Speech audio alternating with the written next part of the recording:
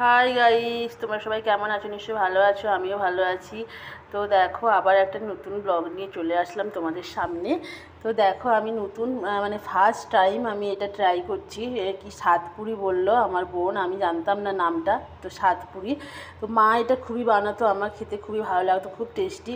তো শ্বশুরবাড়ি থেকে নারকেল নিয়ে এসেছিলাম, কারণ আমার শ্বশুরবাড়িতে অনেক নারকেলের গাছ। তো নারকেল নিয়ে এসেছিলাম, দেখো নারকেল কুড়িয়ে এই যে মানে পুর তৈরি করছি। তো এটাকে হচ্ছে ময়দা মেখে ময়দার মধ্যে দিয়ে তেলে ভাজবো। এটা খেতে না, এটা অনেক দিনই থাকে, আর এটা খেতে খুবই ভালো লাগে। আর একটু খাস্তা একটু বেশি মানে মানে ময়ান দিতে হয়, তো খুবই ভালো হয়। তো আমি করছি, আমি ভাবলাম যে দেখি আমি একবার ট্রাই করে। হাজব্যান্ড সবসময় বলে যে কিছু করো না পিঠা, কারণ আমি তো ছোটোবেলায় এগুলো করি না, মা করতো দেখতাম, কখনো ট্রাই করিনি। তবে এখানে শ্বশুরবাড়ি মানে কলকাতাতে এসে একটু একটু একটু একটু করে অনেক কিছুই শিখেছি।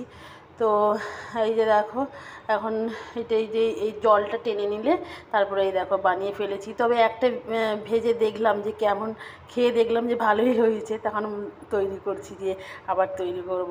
তো কেমন হয়েছে দেখে তোমরা কমেন্ট করে জানিও। তো চলো, টাটা, ভাই ভাই, ভালো থেকো, সুস্থ থেকো, আর সবাই সাবধানে থেকো। ছোটোদের ভালোবাসা, বড়দের প্রণাম জানিয়ে তো চলো, ব্লগটা শেষ করলাম। ছোট্ট ব্লগ, দেখি কেমন লাগলো কমেন্ট করে জানিও। আর লাইক, কমেন্ট, শেয়ারও একটু সাবস্ক্রাইব করে দিও প্লিজ।